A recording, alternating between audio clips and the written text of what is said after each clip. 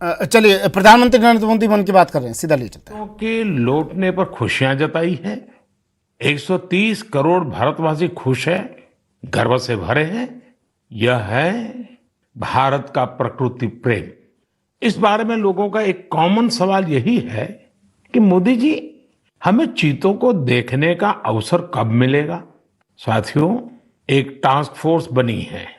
यह task force चीतों की monitoring करेगी और ये देखेगी कि यहाँ के माहौल में वो कितने घुल मिल पाए हैं। इसी आधार पर कुछ महीने बाद कोई निर्णय लिया जाएगा और तब आप चीतों को देख पाएंगे। लेकिन तब तक मैं आप सबको कुछ कुछ काम सौंप रहा हूं। इसके लिए माय गॉव के प्लेटफॉर्म पर एक कंपटीशन आयोजित किया जाएगा, जिसमें लोगों से मैं कुछ चीजें शेयर करने का आग्रह करता हूं। चीतों को लेकर जो हम अभियान चला रहे हैं, आखिर उस अभियान का नाम क्या होना चाहिए। क्या हम इन सभी चीतों के नामकरण के बारे में भी सोच सकते हैं कि इनमें से हर एक को किस नाम से बुलाया जाए। वैसे ये नामकरण अगर ट्रेडिशनल हो तो काफी अच्छा रहेगा, क्योंकि अपने समाज और संस्कृति, परंपरा और विरासत से जुड़ी हुई कोई भी चीज हमें सहज ही अपनी ओर आकर्षित करती है। यही नहीं, आप ये भी बताएं, आखिर इंसानों को एनिमल्स के साथ कैसे बिहेव करना चाहिए। हमारी फंडामेंटल ड्यूटीज में भी तो रिस्पेक्ट फॉर एनिमल्स पर जोर दिया गया है। मेरी आप सभी से अपील है कि आप इस कंपटीशन में जरूर भाग लीजिए। क्या पता इनाम स्वरूप चीते देखने का पहला अवसर आपको ही मिल जाए। मेरे प्यारे देशवासियों, आज 25 सितंबर को देश के प्रखर मानवतावादी, चिंतक और महान सपूत दीनदयाल उपाध्याय जी का जन्मदिन मनाया जाता है। किसी भी देश के युवा जैसे जैसे अपनी पहचान और गौरव पर गर्व करते हैं, उन्हें अपने मौलिक विचार और दर्शन उतने ही आकर्षित करते हैं। दीनदयाल जी के विचारों की सबसे बड़ी खूबी यही रही है, उन्होंने अपने जीवन में विश्व की बड़ी बड़ी उथल पुथल को देखा था। वो विचारधाराओं के संघर्षों के साक्षी बने थे। इसलिए उन्होंने एकात्म मानव दर्शन और अंत्योदय का एक विचार देश के सामने रखा, जो पूरी तरह भारतीय था। दीनदयाल जी का एकात्म मानव दर्शन एक ऐसा विचार है जो विचारधारा के नाम पर द्वंद्व और दुराग्रह से मुक्ति दिलाता है। उन्होंने मानव मात्र को एक समान मानने वाले भारतीय दर्शन को फिर से दुनिया के सामने रखा। हमारे शास्त्रों में कहा गया है, आत्मवत सर्वभूतेषु, अर्थात हम जीव मात्र को अपने समान माने, अपने जैसा व्यवहार करें। आधुनिक सामाजिक और राजनीतिक परिप्रेक्ष्य में भी भारतीय दर्शन कैसे दुनिया का मार्गदर्शन कर सकता है, ये दीनदयाल जी ने हमें सिखाया। एक तरह से आजादी के बाद देश में जो हीन भावना थी, उससे आजादी दिलाकर उन्होंने हमारी अपनी बौद्धिक चेतना को जागृत किया। वो कहते भी थे, हमारी आजादी तभी सार्थक हो सकती है जब वो हमारी संस्कृति और पहचान की अभिव्यक्ति करे। इसी विचार के आधार पर उन्होंने देश के विकास का विजन निर्मित किया था। दीनदयाल उपाध्याय जी कहते थे कि देश की प्रगति का पैमाना अंतिम पायदान पर मौजूद व्यक्ति होता है। आजादी के अमृत काल में हम दीनदयाल जी को जितना जानेंगे, उनसे जितना सीखेंगे, देश को उतना ही आगे लेकर जाने की हम सबको प्रेरणा मिलेगी। मेरे प्यारे देशवासियों, आज से 3 दिन बाद यानी 28 सितंबर को अमृत महोत्सव का एक विशेष दिन आ रहा है। इस दिन हम भारत मां के वीर सपूत भगत सिंह जी की जयंती मनाएंगे। भगत सिंह जी की जयंती के ठीक पहले उन्हें श्रद्धांजलि स्वरूप एक महत्वपूर्ण निर्णय किया है। यह तय किया है कि चंडीगढ़ एयरपोर्ट का नाम अब शहीद भगत सिंह जी के नाम पर रखा जाएगा। इसकी लंबे समय से प्रतीक्षा की जा रही थी। मैं चंडीगढ़, पंजाब, हरियाणा और देश के सभी लोगों को इस निर्णय की बहुत बहुत बधाई देता हूं। साथियों, हम अपने स्वतंत्रता सेनानियों से प्रेरणा लें, उनके आदर्शों पर चलते हुए उनके सपनों का भारत बनाएं, यही उनके प्रति हमारी श्रद्धांजलि होती है। शहीदों के स्मारक, उनके नाम पर स्थानों और संस्थानों के नाम हमें कर्तव्य के लिए प्रेरणा देते हैं। अभी कुछ दिन पहले ही देश ने कर्तव्य पथ पर नेताजी सुभाष चंद्र बोस की मूर्ति की स्थापना के जरिए भी ऐसा ही एक प्रयास किया है। और अब शहीद भगत सिंह के नाम से चंडीगढ़ एयरपोर्ट का नाम इस दिशा में एक और कदम है। मैं चाहूंगा अमृत महोत्सव में हम जिस तरह स्वतंत्रता सेनानियों से जुड़े विशेष अवसरों पर सेलिब्रेट कर रहे हैं, उसी तरह 28 सितंबर को भी हर युवा कुछ नया प्रयास अवश्य करे। वैसे मेरे प्यारे देशवासियों, आप सभी के पास 28 सितंबर को सेलिब्रेट करने की एक और वजह भी है। जानते हैं क्या है? मैं सिर्फ 2 शब्द कहूंगा, लेकिन मुझे पता है आपका जोश 4 गुना ज्यादा बढ़ जाएगा। ये 2 शब्द हैं सर्जिकल स्ट्राइक। बढ़ गया ना जोश? हमारे देश में अमृत महोत्सव का जो अभियान चल रहा है, उन्हें हम पूरे मनोयोग से सेलिब्रेट करें, अपनी खुशियों को सबके साथ साझा करें। मेरे प्यारे देशवासियों, कहते हैं जीवन के संघर्षों से तपे हुए व्यक्ति के सामने कोई भी बाधा टिक नहीं पाती। अपनी रोजमर्रा की जिंदगी में हम कुछ ऐसे साथियों को भी देखते हैं जो किसी ना किसी शारीरिक चुनौती से मुकाबला कर रहे हैं। बहुत से ऐसे भी लोग हैं जो या तो सुन नहीं पाते या बोलकर अपनी बात नहीं रख पाते। ऐसे साथियों के लिए सबसे बड़ा संबल होती है साइन लैंग्वेज। लेकिन भारत में बरसों से एक बड़ी दिक्कत ये थी कि साइन लैंग्वेज के लिए कोई स्पष्ट हाव भाव तय नहीं थे, स्टैंडर्ड्स नहीं थे।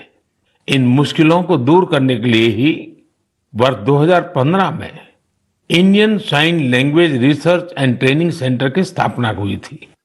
मुझे खुशी है कि ये संस्थान अब तक 10,000 वर्ड्स और एक्सप्रेशंस की डिक्शनरी तैयार कर चुका है। 2 दिन पहले यानी 23 सितंबर को साइन लैंग्वेज डे पर कई स्कूली पाठ्यक्रमों को भी साइन लैंग्वेज में लॉन्च किया गया है। साइन लैंग्वेज के तय स्टैंडर्ड को बनाए रखने के लिए राष्ट्रीय शिक्षा नीति में भी काफी बल दिया गया है। साइन लैंग्वेज की जो डिक्शनरी बनी है, उसके वीडियो बनाकर भी उनका निरंतर प्रसार किया जा रहा है। यूट्यूब पर कई लोगों ने, कई संस्थानों ने इंडियन साइन लैंग्वेज में अपने चैनल शुरू कर दिए हैं। यानी 7-8 साल पहले साइन लैंग्वेज को लेकर जो अभियान देश में प्रारंभ हुआ था, अब उसका लाभ लाखों मेरे दिव्यांग भाई बहनों को होने लगा है। हरियाणा के रहने वाली पूजा जी तो इंडियन साइन लैंग्वेज से बहुत खुश हैं। पहले वो अपने बेटे से ही संवाद नहीं कर पाती थी, लेकिन 2018 में साइन लैंग्वेज की ट्रेनिंग लेने के बाद माँ बेटे दोनों का जीवन आसान हो गया है। पूजा जी के बेटे ने भी साइन लैंग्वेज सीखी और अपने स्कूल में उसने स्टोरी टेलिंग में प्राइज जीतकर भी दिखा दिया। इसी तरह टिंका जी की 6 साल की एक बिटिया है जो सुन नहीं पाती है। टिंका जी ने अपनी बेटी को साइन लैंग्वेज का कोर्स कराया था, लेकिन उन्हें खुद साइन लैंग्वेज नहीं आती थी। इस वजह से वो अपनी बच्ची से कम्युनिकेट नहीं कर पाती थी। अब टिंका जी ने भी साइन लैंग्वेज की ट्रेनिंग ली है और दोनों माँ बेटी अब आपस में खूब बातें किया करती हैं। इन प्रयासों का बहुत बड़ा लाभ केरला की मंजू जी को भी हुआ है। मंजू जी जन्म से ही सुन नहीं पाती है। इतना ही नहीं, उनके पेरेंट के जीवन में भी यही स्थिति रही है। ऐसे में साइन लैंग्वेज ही पूरे परिवार के लिए संवाद का जरिया बनी है। अब तो मंजू जी खुद ही साइन लैंग्वेज की टीचर बनने का भी फैसला ले लिया है। साथियों, मैं इसके बारे में मन की बात में इसलिए भी चर्चा कर रहा हूं ताकि इंडियन साइन लैंग्वेज को लेकर अवेयरनेस बढ़े। इससे हम अपने दिव्यांग साथियों की अधिक से अधिक मदद कर सकेंगे। भाइयों और बहनों, कुछ दिन पहले मुझे ब्रेल में लिखी हेमकोश की एक कॉपी भी मिली है। हेमकोश असमिया भाषा की सबसे पुरानी डिक्शनरीज में से एक है। यह 19वीं शताब्दी में तैयार की गई थी। इसका संपादन प्रख्यात भाषाविद हेमचंद्र बरुआ जी ने किया था। हेमकोश का ब्रेल एडिशन करीब 10,000 पन्नों का है और यह 15 वॉल्यूम से भी अधिक में प्रकाशित होने जा रहा है। इसमें 1 लाख से भी अधिक शब्दों का अनुवाद होना है। मैं इस संवेदनशील प्रयास की बहुत सराहना करता हूं। इस तरह के हर प्रयास दिव्यांग साथियों का कौशल और सामर्थ्य बढ़ाने में बहुत मदद करते हैं। आज भारत पैरा स्पोर्ट्स में भी सफलता के परचम लहरा रहा है। हम सभी कई टूर्नामेंट्स में इसके साक्षी रहे हैं। आज कई लोग ऐसे हैं जो दिव्यांगों के बीच फिटनेस कल्चर को जमीनी स्तर पर बढ़ावा देने में जुटे हैं। इससे दिव्यांगों के आत्मविश्वास को बहुत बल मिलता है। मेरे प्यारे देशवासियों, मैं कुछ दिन पहले सूरत की एक बिटिया अन्वी से मिला। अन्वी और अन्वी के योग से मेरी वो मुलाकात इतनी यादगार रही है कि उसके बारे में मैं मन की बात के सभी श्रोताओं को जरूर बताना चाहता हूं। साथियों, अन्वी जन्म से ही डाउन सिंड्रोम से पीड़ित है और वो बचपन से ही हार्ट की गंभीर बीमारी से भी जूझती रही है। जब वो केवल 3 महीने की थी तभी उसे ओपन हार्ट सर्जरी से भी गुजरना पड़ा। इन सब मुश्किलों के बावजूद न तो अन्वी ने और न ही उसके माता पिता ने कभी हार मानी। अन्वी के माता पिता ने डाउन सिंड्रोम के बारे में पूरी जानकारी इकट्ठा की और फिर तय किया कि अन्वी की दूसरों पर निर्भरता को कम कैसे करेंगे। उन्होंने अन्वी को पानी का ग्लास कैसे उठाना, जूते के फीते कैसे बांधना, कपड़ों के बटन कैसे लगाना, ऐसी छोटी छोटी चीजें सिखाना शुरू किया। कौन सी चीज की जगह कहाँ है, कौन सी अच्छी आदतें होती हैं, ये सब कुछ बहुत धैर्य के साथ उन्होंने अन्वी को सिखाने की कोशिश की।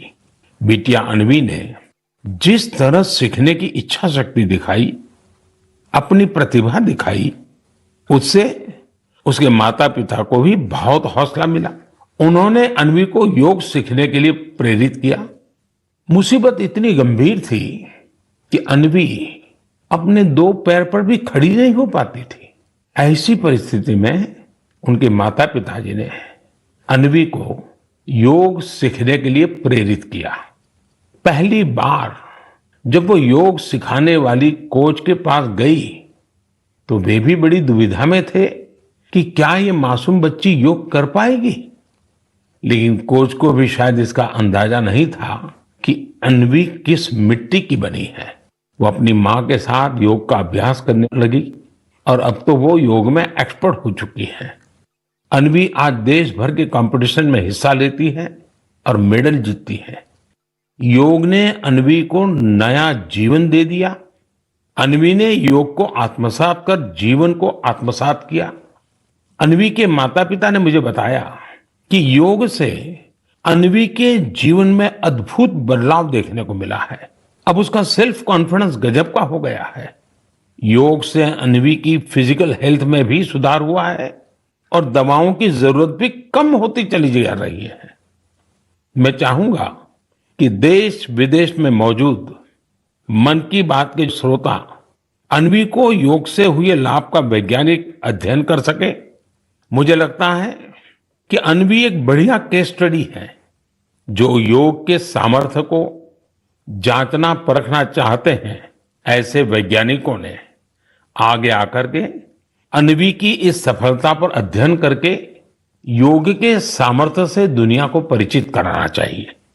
ऐसी कोई भी रिसर्च दुनिया भर में डाउन सिंड्रोम से पीड़ित बच्चों की बहुत मदद कर सकती है।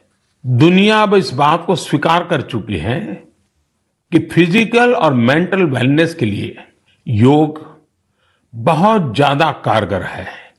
विशेषकर डायबिटीज और ब्लड प्रेशर से जुड़ी मुश्किलों में योग से बहुत मदद मिलती है।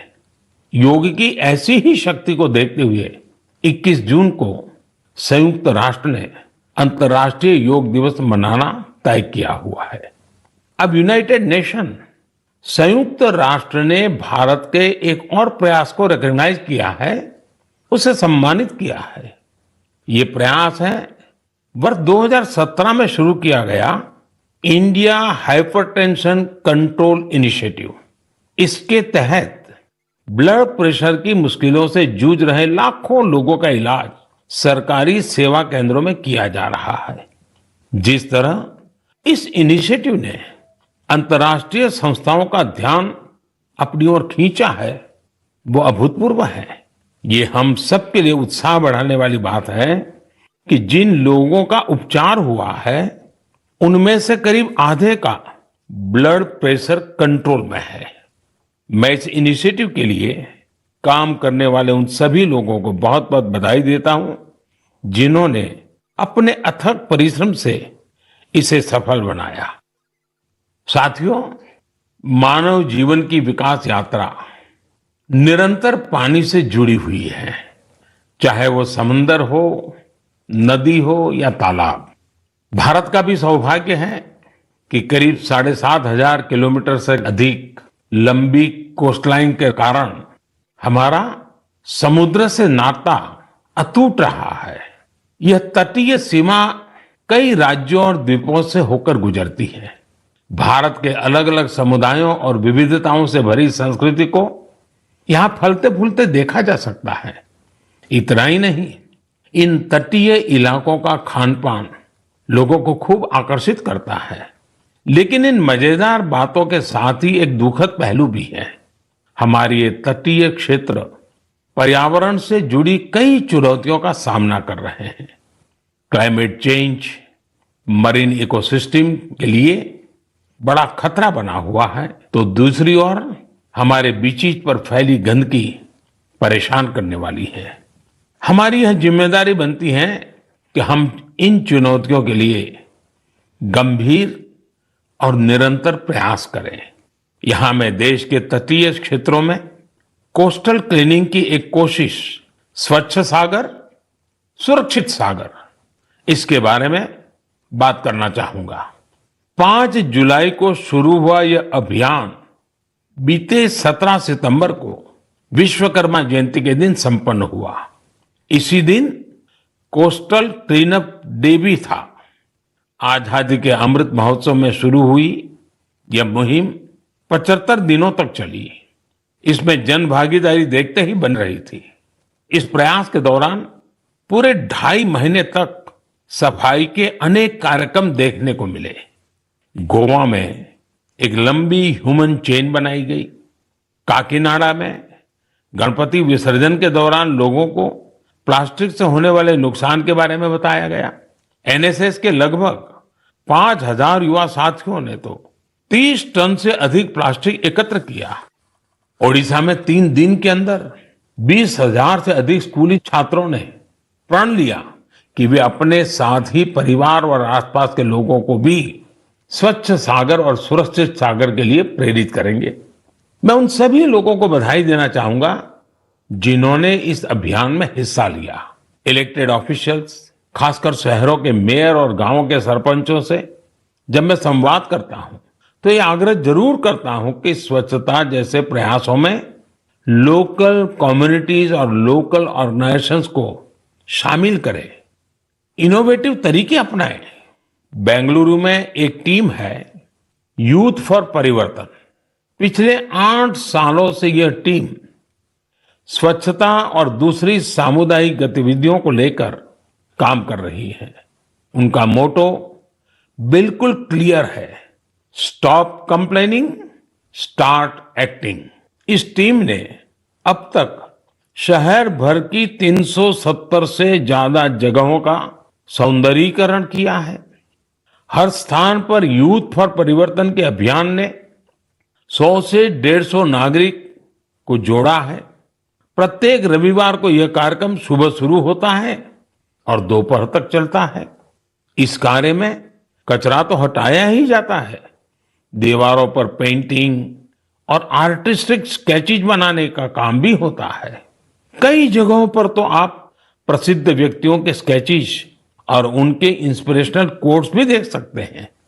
बेंगलुरु के यूथ फॉर परिवर्तन के प्रयासों के बाद मैं आपको मेरठ के कबाड़ से जुगाड़ अभियान के बारे में भी बताना चाहता हूं। यह अभियान पर्यावरण की सुरक्षा के साथ साथ शहर के सौंदर्यीकरण से भी जुड़ा है। इस मुहिम की खास बात यह भी है कि इसमें लोहे का स्क्रैप, प्लास्टिक वेस्ट, पुराने टायर और ड्रम जैसी बेकार हो चुकी चीजों का प्रयोग किया जाता है। कम खर्चे में सार्वजनिक स्थलों का सौंदर्यीकरण कैसे हो, यह अभियान इसकी भी एक मिसाल है। इस अभियान से जुड़े सभी लोगों की मैं हृदय से सराहना करता हूं।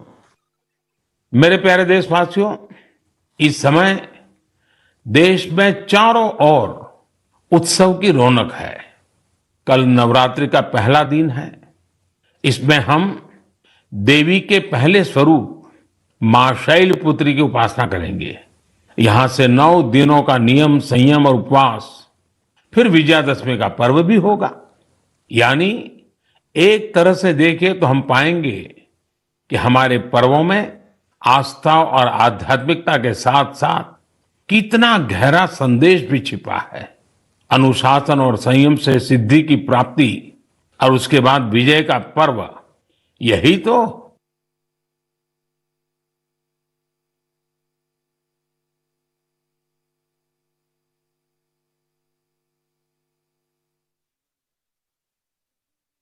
धनतेरस और दिवाली का भी पर्व आने वाला है। साथियों, बीते वर्षों से हमारे त्योहारों के साथ देश का एक नया संकल्प भी जुड़ गया है। आप सब जानते हैं, ये संकल्प है वोकल फॉर लोकल का। अब हम त्योहारों की खुशी में अपने लोकल कारीगरों को, शिल्पकारों को और व्यापारियों को भी शामिल करते हैं। आने वाले 2 अक्टूबर को बापू की जयंती के मौके पर हमें इस अभियान को और तेज करने का संकल्प लेना है। खादी, हैंडलूम, हैंडीक्राफ्ट, ये सारे प्रोडक्ट के साथ साथ लोकल सामान जरूर खरीदें। आखिर इस त्योहार का सही आनंद भी तब है जब हर कोई इस त्योहार का हिस्सा बने। इसलिए स्थानीय प्रोडक्ट के काम से जुड़े लोगों को हमें सपोर्ट भी करना है। एक अच्छा तरीका यह है कि त्योहार के समय हम जो भी गिफ्ट करें उसमें इस प्रकार के प्रोडक्ट को शामिल करें। इस समय यह अभियान इसलिए भी खास है क्योंकि आजादी के अमृत महोत्सव के दौरान हम आत्मनिर्भर भारत का भी लक्ष्य लेकर चल रहे हैं, जो सही मायने में आजादी के दीवानों को एक सच्ची श्रद्धांजलि होगी। इसलिए मेरा आपसे निवेदन है कि इस बार खादी, हैंडलूम या हैंडीक्राफ्ट इस प्रोडक्ट को खरीदने के आप सारे रिकॉर्ड तोड़ दें। हमने देखा है त्योहारों पर पैकिंग और पैकेजिंग के लिए पॉलीथीन बैग्स का भी बहुत इस्तेमाल होता रहा है। स्वच्छता के पर्वों पर पॉलीथीन का नुकसानकारक कचरा, ये भी हमारे पर्वों की भावना के खिलाफ है।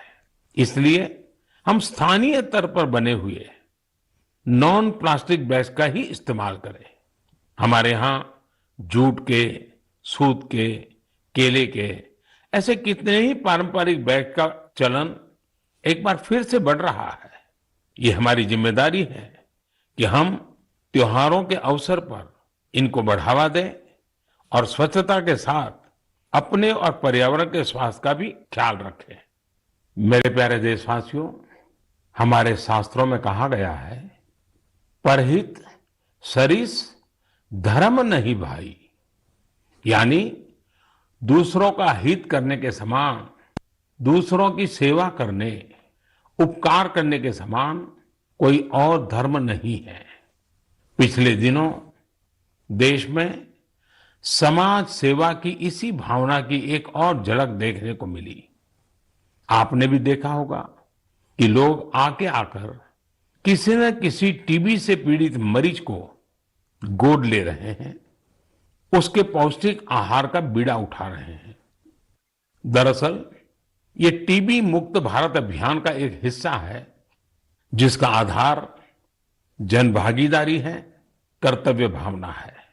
सही पोषण से ही सही समय पर मिली दवाइयों से टीबी का इलाज संभव है। मुझे विश्वास है कि जन भागीदारी की इस शक्ति से वर्ष 2025 तक भारत जरूर टीबी से मुक्त हो जाएगा। साथियों, केंद्र शासित प्रदेश दादरा नगर हवेली और दमन दीव से भी मुझे एक ऐसा उदाहरण जानने को मिला है जो मन को छू लेता है।